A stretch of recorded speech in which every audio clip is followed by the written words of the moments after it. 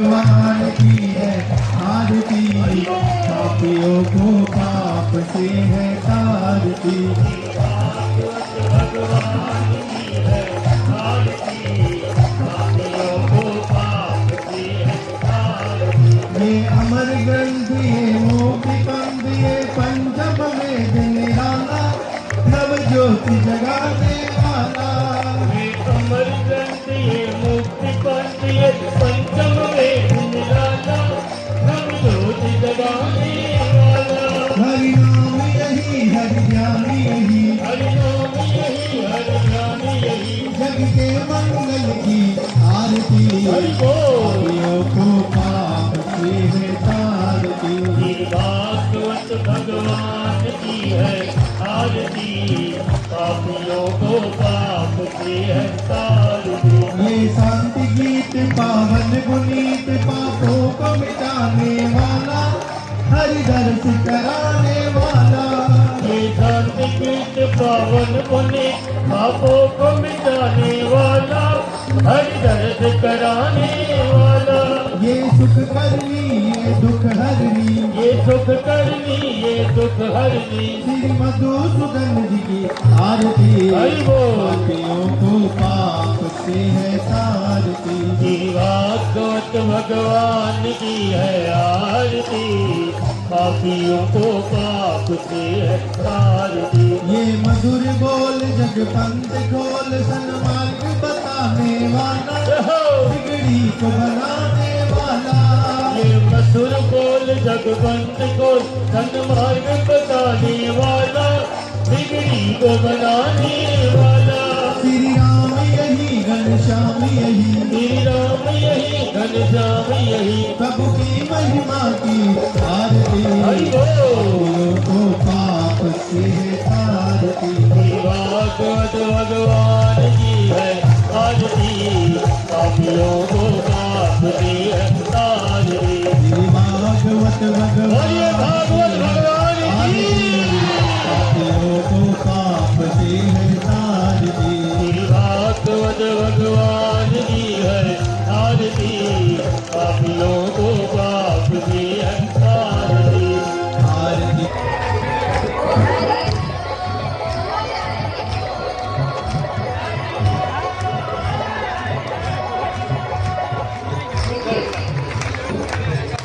आज ग्रामों में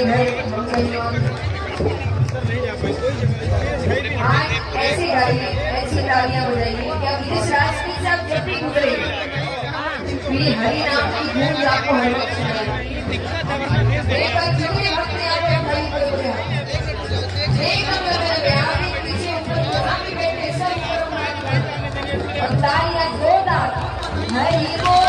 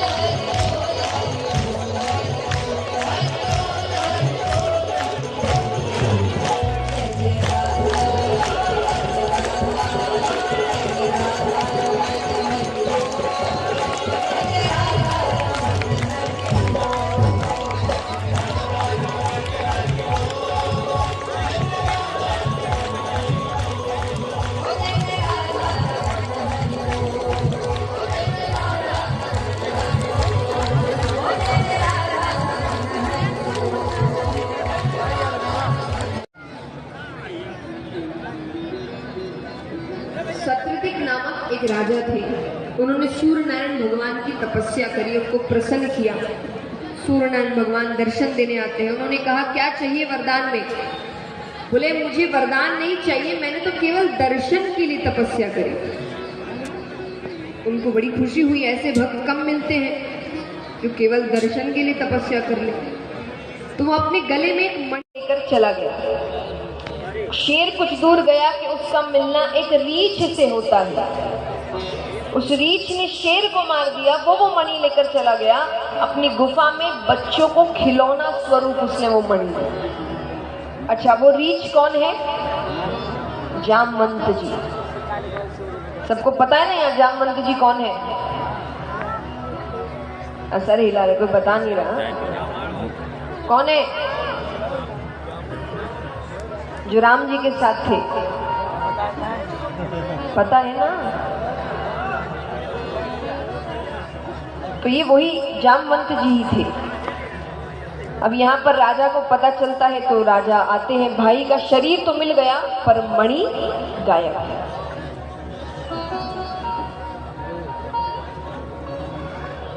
मणि गायब है। अब यहाँ पर उनके साथ और भी लोग आए थे, तो सबने राजा से कहा कि जानवरों को मणि से क्या लेना देना, जरूर किसी ने मौके का फायदा उठाया है, तो तुम्हें किसी पे शक है? वो कहे कैसा शक? बोले ऐसा किसी ने जिससे मणि को देखकर कोई अजीब हरकत करी हो। हरकत तो एक ही ने करी थी, उसने बस शक जताया कि भगवान के दुश्मन कम नहीं है। सब कहने लगे अरे वही चोर है, वो तो प्रसिद्ध है इस नाम से, जाओ वृंदावन में। भगवान तक खबर पहुंचती है तो भगवान आते हैं। भगवान देख रहे हैं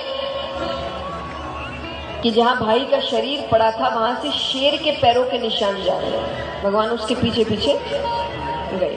वो रुकते हैं कि रीछ के पैरों के निशान शुरू होते हैं। भगवान उसके पीछे पीछे गए कि वो गुफा मिलती है और मणि दूर से ही चमक रही है। भगवान अंदर गए। भगवान ने जामवंत जी से कहा, जामवंत जी पहचान नहीं रहे। तो भगवान ने कहा कि ये मणि एक देवता की है, मुझे चाहिए, ये गलती से आपके पास आ गई है। उसने कहा मेरे बच्चों को अच्छी लग गई है, मैं उन्हें दुखी नहीं कर सकता। भगवान कहते कोई खेलने की वस्तु नहीं है, एक देवता की मणि है। बोले इतना है तो युद्ध करो और ले जाओ। दोनों के बीच मल्ल युद्ध होता है। मल्ल युद्ध यानी कुश्ती। दोनों के बीच मल्ल युद्ध हो रहा है। काफी समय तक युद्ध चला।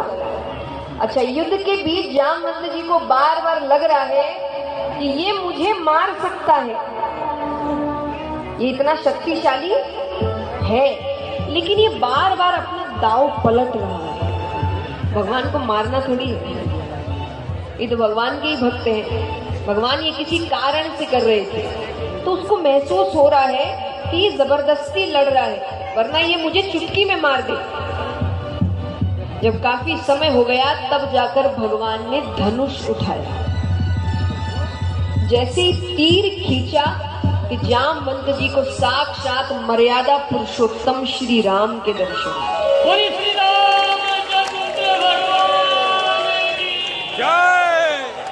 अब राम जी को देख के तो जामवंत जी चरण पकड़ लेते हैं। प्रभु मैंने आप पर हाथ उठाया।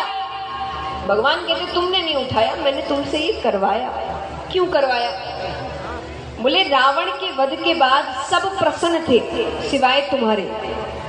तो मैंने तुमसे पूछा कि तुम्हें प्रसन्नता नहीं है, कि तुमने कहा कि रावण बहुत बलशाली था, मेरी इच्छा थी कि मैं उससे मल्ल युद्ध करता, पर मेरी इच्छा तो इच्छा ही रह गई। तब मैंने तुम्हें वचन दिया था कि मैं तुम्हारा युद्ध रावण से भी ज्यादा बलशाली पुरुष के साथ कराऊंगा। तो मैंने अपना वचन पूरा किया, अब मुझे वो मणि दे दो। वो कहता है दूंगा पर दहेज में। भगवान कहते मतलब समझते हो? बोले हाँ, पशु हूं पर समझता। आपको मेरी बेटी से विवाह करना पड़ेगा। भगवान कहते अरे मेरा विवाह हो चुका है। बोले आपने कौन सा यहाँ मर्यादा पुरुषोत्तम होने का व्रत लेकर रखा है? राजाओं के पहले बहुत विवाह होते थे और भगवान ने इस जन्म में मर्यादा पुरुषोत्तम होने का व्रत भी नहीं रखा कि वो मर्यादा में रहेंगे। तो उन्होंने कहा कि पर फिर भी भगवान मान नहीं रहे। तो जामवंत जी कहते हाँ, बात ये अलग है कि अगर मेरी बेटी में मनुष्य वाली सुंदरता नहीं है तो आप मना कर सकते। भगवान कहते मेरे लिए सब सुंदर है क्योंकि सबको मैंने बनाया है। एक बात समझिए, अगर भगवान के लिए कोई एक रूप सुंदर होता तो भगवान सबको एक जैसा बनाते, है ना? वो कोई खराब चीज बनाएंगे? व्यक्ति खराब यहाँ आने के बाद होता है, पैदा भी इसीलिए कहा जाता है ना, बच्चे भगवान का रूप होते। जब भगवान भेजते हैं तो भगवान तो अपने जैसा ही भेजते हैं। बड़े होने के बाद, संसार में पढ़ने के बाद, संगत पढ़ने के बाद व्यक्ति बुरा होता, भगवान थोड़ी बुरा भेजते हैं। तो भगवान कहते मैं तो हर व्यक्ति को सुंदर बनाता हूँ, क्योंकि मैं बना रहा हूँ ना भाई, मैं थोड़ी कुछ गलत चीज बनाऊंगा। इसलिए हर व्यक्ति एक दूसरे से अलग दिखता है, सब अपने आप में सुंदर है। ये हमने फिर बना दिया कि नहीं नहीं, सुंदरता तो ये होती है, अच्छा ये होता है। भगवान ने सब अच्छा ही बनाया है। तो जामवंत जी के कहने पर भगवान का विवाह उनकी पुत्री जामवंती के साथ होता है। फिर वो मणि लेकर सत्रदिक राजा के पास आते हैं। राजा माफी मांगने लगे। भगवान ने कहा मैंने माफ किया। बोले ऐसे नहीं, आपको मेरी बेटी से विवाह करना पड़ेगा। भगवान कहते अरे मेरा विवाह हो चुका है। अरे बोले एक हो गया, एक और से। तो सत्रदिक राजा की बेटी सत्यभामा के साथ भगवान का विवाह हुआ। इसी प्रकार और भी कई कारणों से कालिंदी, सत्या, श्रुति, लक्ष्मणा, भगवान के 8 विवाह हुए। और कितने बचे? 16,100। आइए वो थोड़ी देर बाद सुनते हैं, आपसे एक ही नहीं समझती।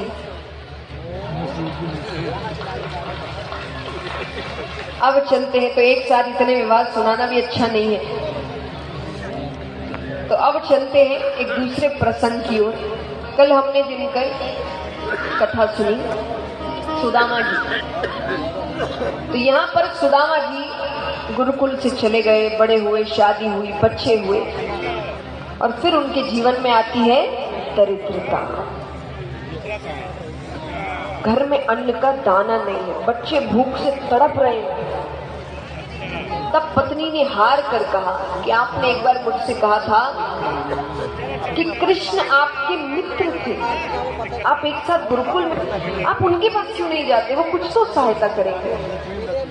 सुदामा जी कहते मांगने तो मैं नहीं जाता, क्योंकि मैंने स्वार्थ की मित्रता नहीं करी है। मुझे पता था कि वो यहीं रहता है, पर मैं इतने समय से उससे मिलने नहीं गया। आज मुझे दिक्कत आई है तो मैं मांगने चला जाऊं। तब पत्नी ने कहा मांगने मत जाओ, मिलकर उनसे कुछ मत कहो कि हमारी हालत कैसी, कहना गुजर रहा था, सोचा मिलता जाए। और देखिए जब खुद के घर में ठीक से अन्न का दाना भी नहीं है, फिर भी पत्नी ने कैसे तैसे एक छोटी सी चावल की पोटली तैयार की। इस प्रसंग में कहा गया है कि सुदामा जी का स्थान भगवान से भी ऊपर माना गया है। कि जब कहते ना भगवान ने उनको इतना कुछ दिया, तो भगवान भी खुद ये बात कहते कि मैंने दिया क्योंकि मेरे पास इतना कुछ है, उसके पास तो कुछ नहीं था, फिर भी वो चावल की पोटली लेकर। यहाँ पर उनका स्थान भगवान से भी ऊपर हुआ। कि जब मन में देने की इच्छा होती है ना, तो व्यक्ति ये नहीं सोचता उसके पास कितना है। तो छोटी सी चावल की पोटली लेकर जाते हैं, भगवान के महल के बाहर पहुंचते हैं।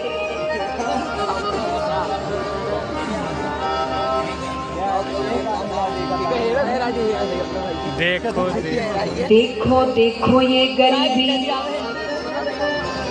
ये गरीबी कहा शाम के दर पे विश्वास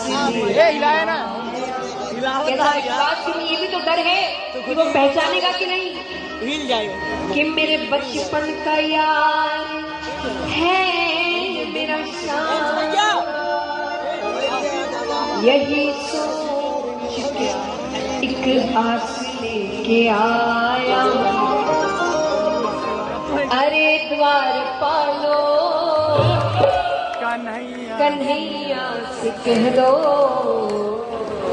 अरे द्वार पालो कन्हैया से कह दो के दर पे सुदामा गरीब आ गया है।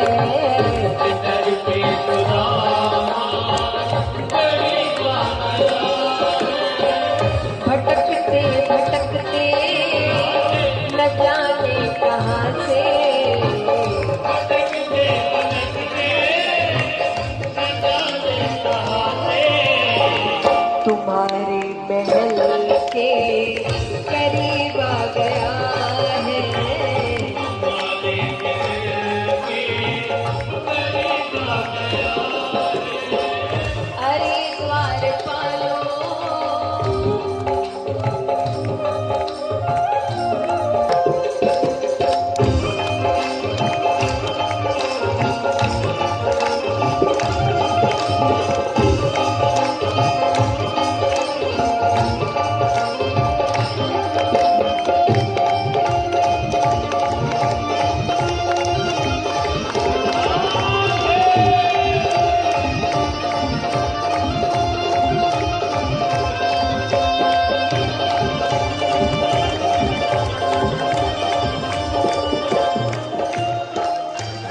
सुदामा जी कहते मैं जैसा जैसा कह रहा हूँ वो सब जाकर वो कन्हैया से कह दो।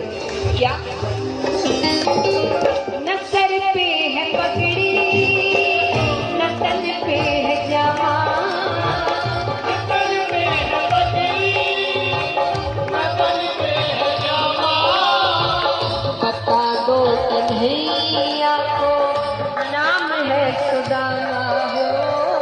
बता दो कन्हैया को नाम है बता दो कन्हैया को नाम है सुदामा हो। बता दो कन्हैया को नाम है बस एक बार मोहन से जाकर ये कह दो, बस एक बार मोहन से जाकर ये कह दो कि मिलने सखा बस नसीब आ गया है।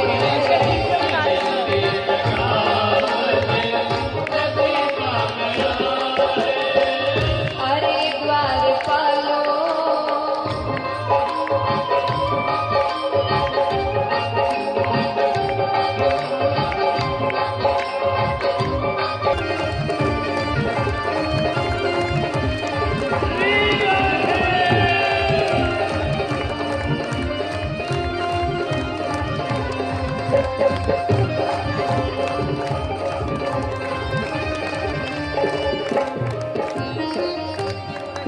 अब द्वारपाल सोच रहे इतना कह रहा है तो जाकर कहीं आते हैं।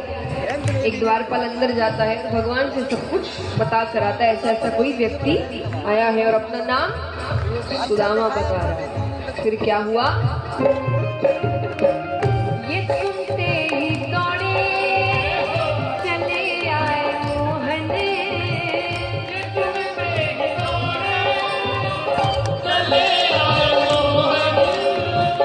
लगाया गले से सुदामा को मोहन हो। लगाया गले से सुदामा को मोहन हो। लगाया गले से सुदामा को मोहन हो। लगाया गले से सुदामा को हुआ रुक्मणी को बहुत ही अचंभा, हुआ रुक्मणी को बहुत ही अचंभा कि मेहमान कैसा अजीब आ गया है। कि मेहमान कैसा अजीब आ गया है। अरे द्वारपालो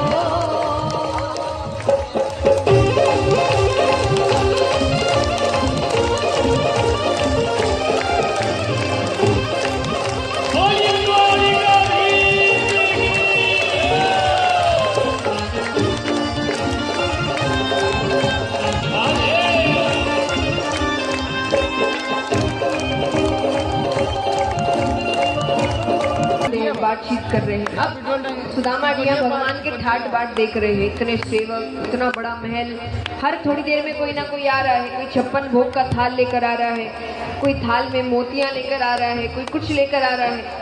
उनको ऐसा लग रहा है छोटी सी पोटली का क्या महत्व, तो अपनी पोटली छिपाने लग रहे हैं। लगे फिर सुदामा पोटली छिपाने,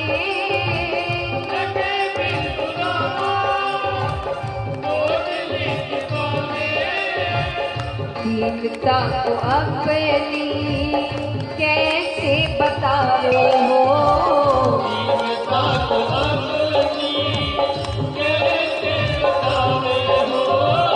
दीनता को अपनी कैसे बतावे हो,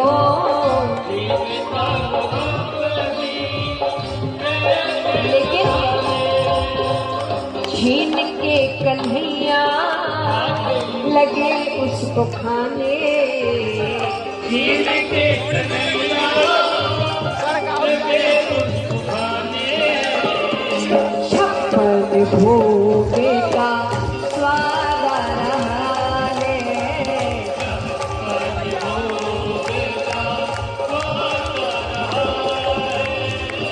अरे द्वारपालो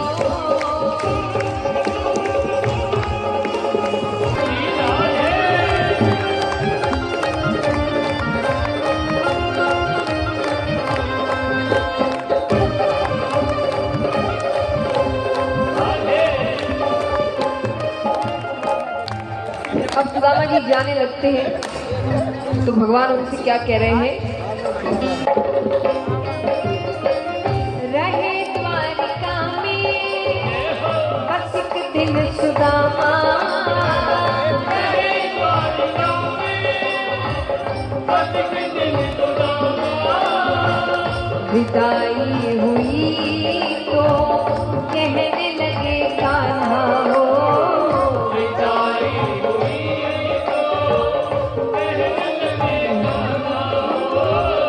विदाई हुई तो कहने लगे कान्हा हो,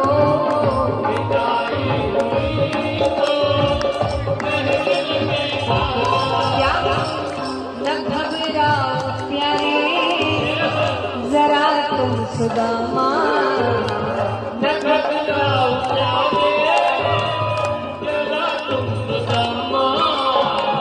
खुशी का समा तेरे करीब आ गया है,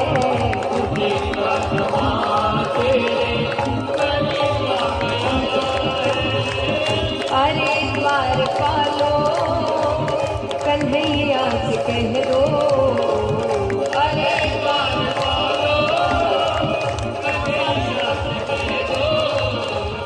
इधर पे सुदामा करीब आ गया है,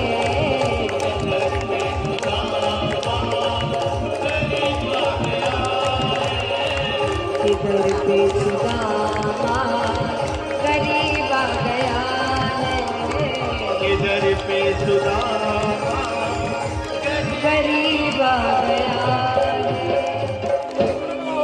बोलो कृष्ण कन्हैया लाल की। अब यहाँ पर जरासंध का प्रसंग आता है। फोटो खिंचाओ। जरासंध कंस के ससुर हुए तो भगवान को बहुत परेशान कर रहे थे कंस की मृत्यु के बाद। वो भी एक कारण था कि भगवान वृंदावन कभी जा नहीं पाए, क्योंकि भगवान जानते थे कि जरासंध इतना परेशान कर रहा है, अगर उसे खबर भी लग गई कि मेरी प्रीति वृंदावन में है तो वो मुझे मानसिक पीड़ा पहुंचाने के लिए वहां के जो लोग हैं उनको तंग करते। आइए थोड़ी शांति। तो यहाँ पर जरासंध भगवान के इसके पाप का घड़ा नहीं भर रहा, कारण कि ये बहुत दान करता था।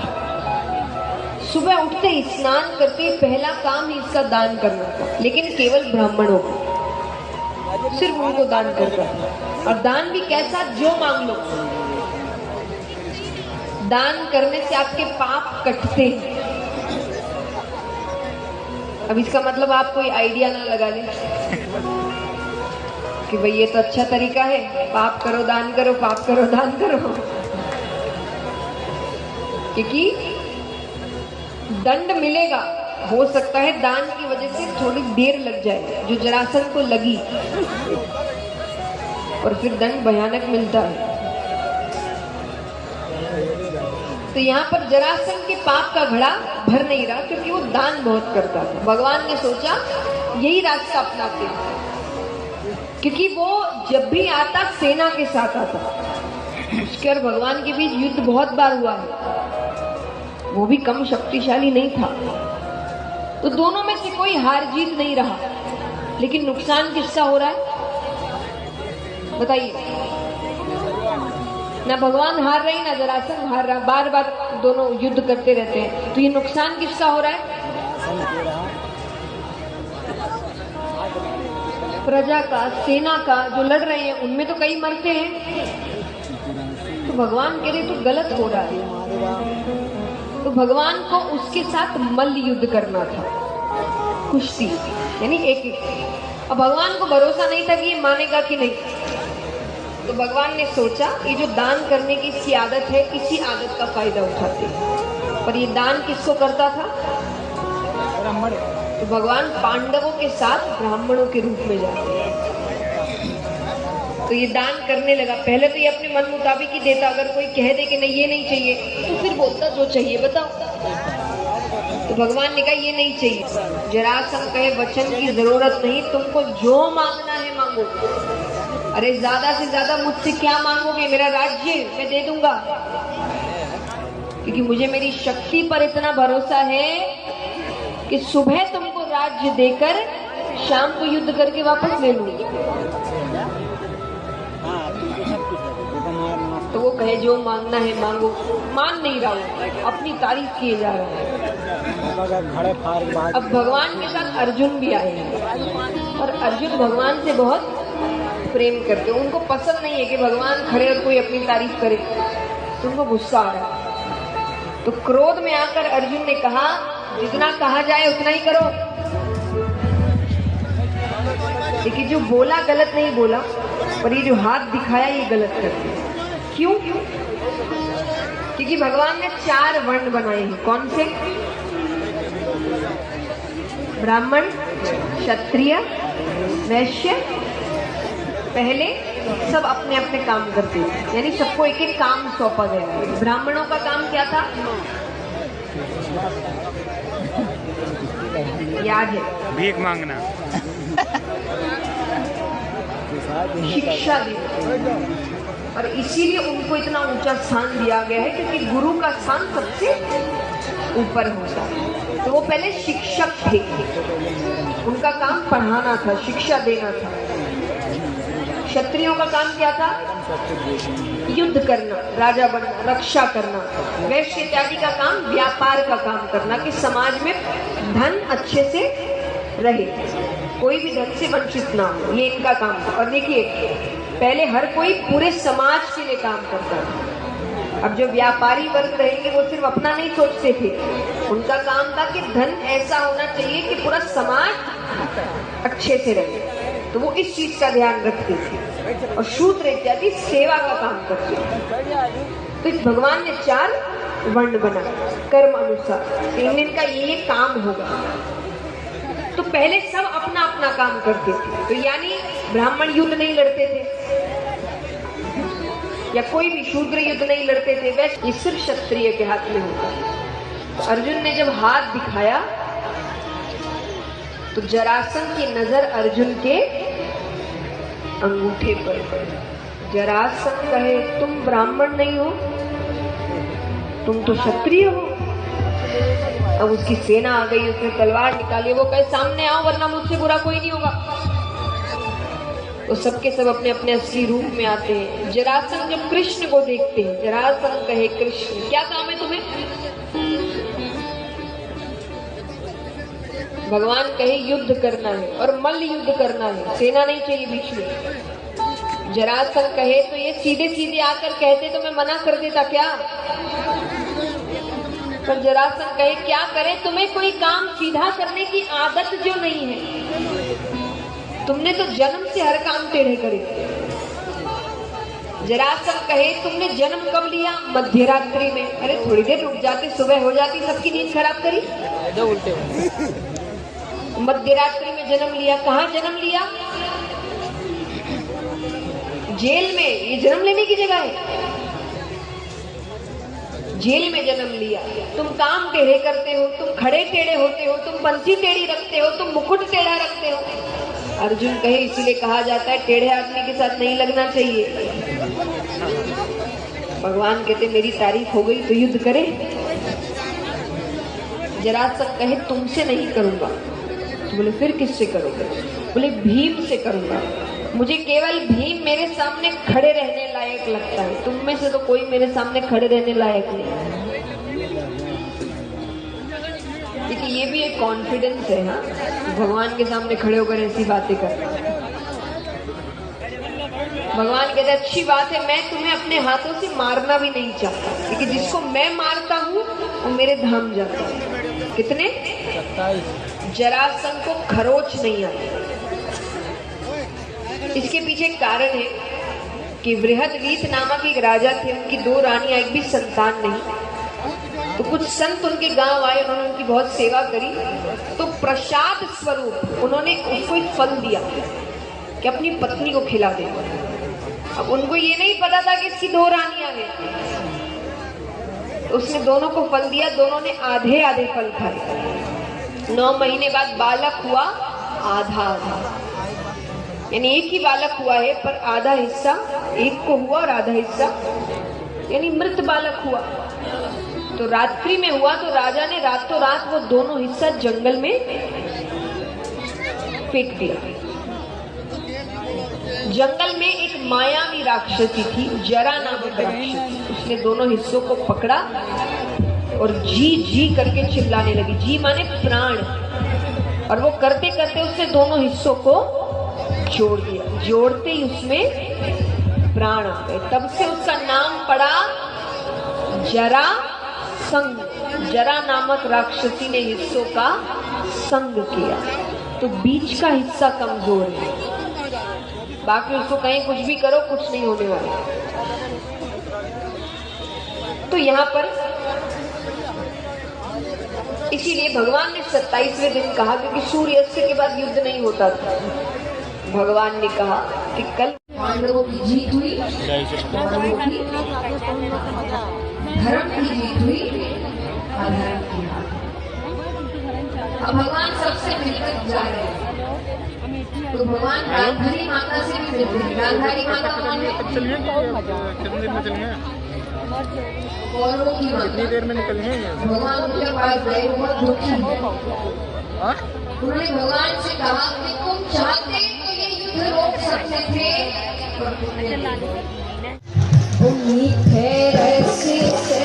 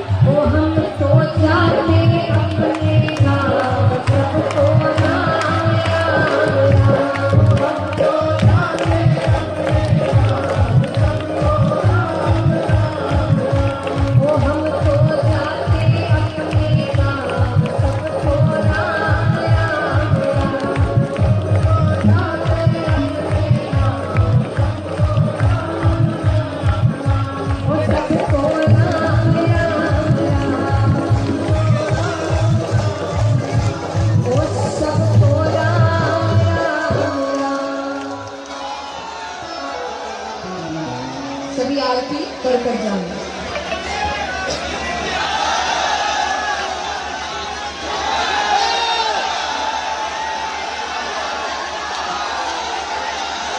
सभी लोग शांति। करुणावतारं संसारसारं भुजगेन्द्रहारं सदा वसन्तं हृदयारविन्दे भवं भवानी सहितं नमामि। श्री भागवत भगवान की है आरती, पापियों को पाप से है तारती। भगवान की है आरती, पापियों को पाप से है तारती। ये अमर ग्रंथ ये मोक्ति पंथ ये पंचम वेद निराला, नव ज्योति जगाने वाला। ये अमर ग्रंथ ये मोक्ति पंथ ये पंचम वेद निराला, नव ज्योति जगाने वाला। हरि नाम यही हरि ज्ञान यही, हरि नाम यही हरि ज्ञान यही, जग के मंगल की आरती। हरि पापियों को पाप से है तारती। भागवत भगवान की है आरती, पापियों को पाप से है तारती। ये शांति गीत पावन गुनीत, पापों को मिटाने वाला, हरि दर्श कराने वाला। ये शांति गीत पावन गुनीत, पापों को मिटाने वाला, हरि दर्श कराने वाला। ये सुख करनी ये दुख हरनी, ये सुख करनी ये दुख हरनी। श्री मधुसूदन जी की आरती, पापियों को पाप से है तारती। भागवत भगवान की है आरती, पापियों को पाप से है तारती। ये मधुर बोल जग पंथ खोल, सन्मार्ग बताने वाला, बिगड़ी को बनाने वाला। ये मधुर बोल जग पंथ खोल, सन्मार्ग बताने वाला, बिगड़ी को बनाने वाला। श्री राम यही घनश्याम यही, श्री राम यही घनश्याम यही, प्रभु की महिमा की आरती। पापियों को पाप से है तारती। भागवत भगवान की है आरती, पापियों को पाप से है तारती। भागवत भगवान, भागवत भगवान की, पापियों को पाप से है तारती। भागवत भगवान की है आरती, पापियों को पाप से है तारती। आरती कीजिए हनुमान लला की, दुष्ट नरन रघुनाथ कला की, जाके मन से गिरवर गावे, शोभ शोभ जगिर कर रक्षा की। अंजनी पुत्र महाबलदाई, अंजनी के रघुनाथ सहाई, देवी रघुनाथ पधारे, लंका जाय दिया दुधियाई, लंका सुकोट समुद्र सिखाई, राज भवन सुतवार नलाई, लंका जाय असुर सब मारे, दिया राम जी के काज सवारी। लक्ष्मण मूर्छित बड़े धरनी पर, तारी सजीवन दान हुआई, ऐसी पताल तोर जमकारे, आई रावण की भुजा उठाई, आई पूजा असुर दल मारे, आई पूजा संत जन सारी, सुर नर मुनि जन हाथी उतारे, जय जय जय हनुमान जी उचारे, अंजन काल कपूर लो उठाई, आरती करत अंजना आई, जो हनुमान जी की आरती गाए, पति में कुंद परम वन पाए, लंका विध्वंस किए रघुराई, तुलसीदास गण की अधिकाई, आरती कीजिए हनुमान लला की, दोस्त शरण रघुनाथ कला की। लाल देह लाली लसे हरदर लाल लमो, वज्र है दानोदर, जय जय जय कपिल। जो हो शांति निरंतर दिवं शांति पृथ्वी शांति रापः शांति रोग दया शांति नर्मदा शांति विश्वे देवाः शांति ब्रह्म शांति सर्वगुण शांति शांति देव शांति सामा शांति देवी। सकल जनीका सकल जनीका सकल जनीका नाम परमेश्वरा सकल जनीका नाम मंगला सकल जमानिना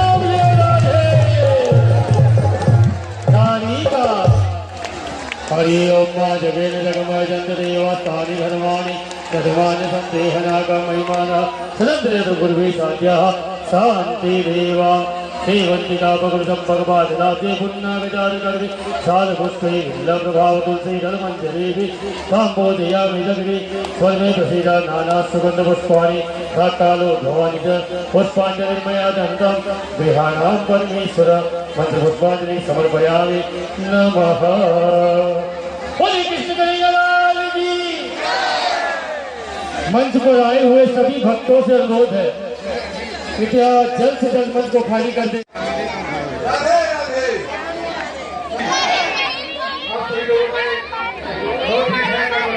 चलिए छू लिए बहुत हो गया।